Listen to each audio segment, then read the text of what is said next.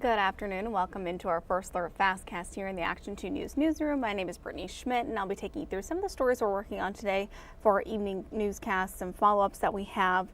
We've been following an investigation, a death investigation in Freedom. We do have an update for you today, so let me pull that up for you here. The mother of a 2-year-old who authorities say died of a fentanyl overdose last month makes her first court appearance this afternoon. She's expected to make her first court appearance in about an hour. Outagamie County authorities arrested 28-year-old Brooke Seal earlier this week. She faces one charge of neglecting a child causing death. She could face more charges in the future as the investigation continues. A criminal complaint has yet to be filed in this case, but investigators tell us the 2-year-old Rosalie Garcia had enough fentanyl in her system to cause the death of a grown adult. The Outagamie County Sheriff's Office has been investigating the child's death for weeks. They initially responded to a home in Freedom on January 6th for a report of a toddler not breathing just after 9:30 in the morning. Garcia later died at a local hospital. Now authorities say her mother is responsible. Seal will make her first court appearance this afternoon in about an hour. Another story we are following here. Have you seen this teenager? He is missing in the Shawano County area. Police say 13-year-old Sias Kegley was last seen between Tigerton and Marion areas. He was wearing gray Jordan sweatpants and a black and gray tie-dye shirt.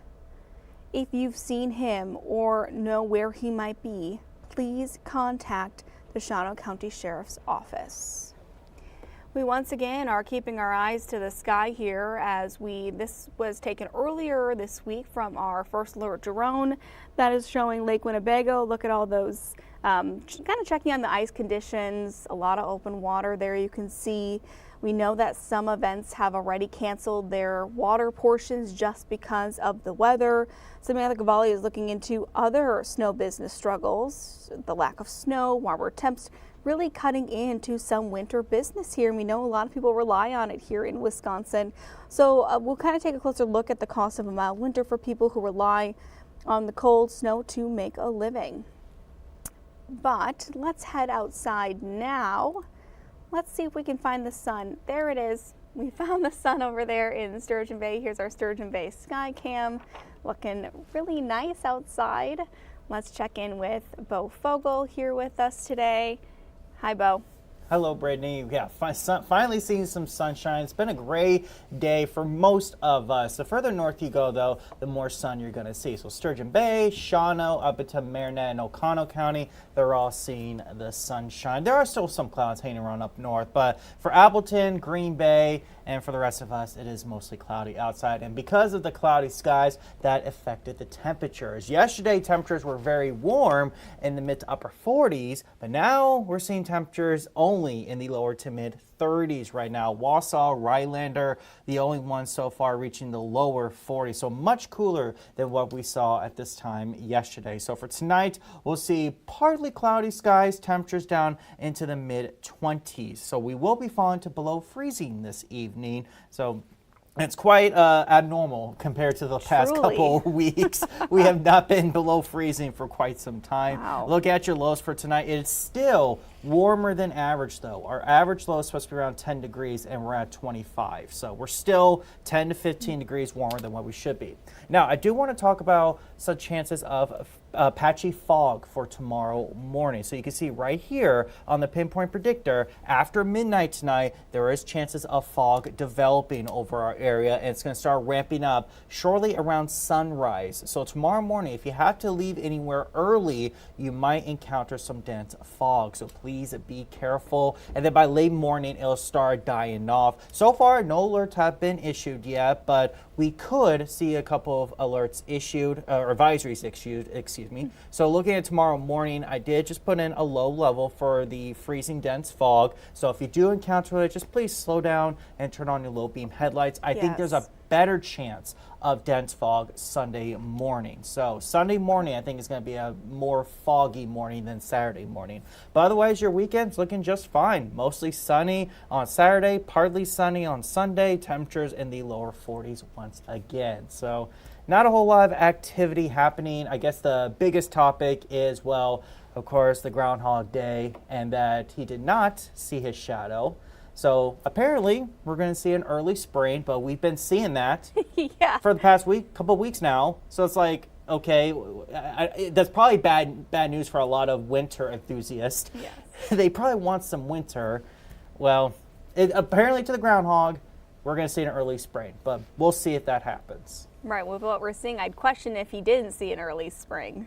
Yeah, it just, oh my goodness, it's already early spring, so I mean, he could already gotten it right technically. So, but yeah, but coming up at 3:15, I'm going to be helping back on and talking about when we can expect our next weather maker, and maybe talk about some 50-degree weather next week. All right, sounds good, Bo. We'll see you then. See you then. All right, so let's look at some of the other stories we're working on this afternoon that you'll see in our afternoon newscast. This is our fastcast. So let me pull those up for you here. At 4 o'clock, we head to the First Alert Safety Desk for a recall on some popular granola bars. So you're definitely going to want to check your pantries. Aisha Morales will have more information on this, and it's on our website as well. So we'll take you to the First Alert Safety Desk at 4 o'clock. At 4:30, Chris Ross is down with Upfront anchor Matt Smith of ISN to talk about the legislative election map battle. Big as we head into 2024, a major political year. So kind of wrapping our heads around some of those big hot topics we are seeing in the political sphere right now. At 5 o'clock, we'll have more on Go Red for Women Day. Today is Go Red for Women Day to talk about women and heart health. Nearly 45% of women 20 and older are living with some form of cardiovascular disease. Emily Riley looking into this for us today, and you may see us, we have our pins on to support this day, our red pins, just to raise awareness for Go Red for Women Day. And then at 6 o'clock tonight, Governor Tony Evers today signed Senate Bill 846 and Senate Bill 847, providing 4% wage increases for employees in the building trades, crafts, collective bargaining units at the University of Wisconsin-Madison and the UW system. This is something we've talked about for a while now, those wages officially going into effect. So the governor signing those. We'll have much more information on those as well tonight.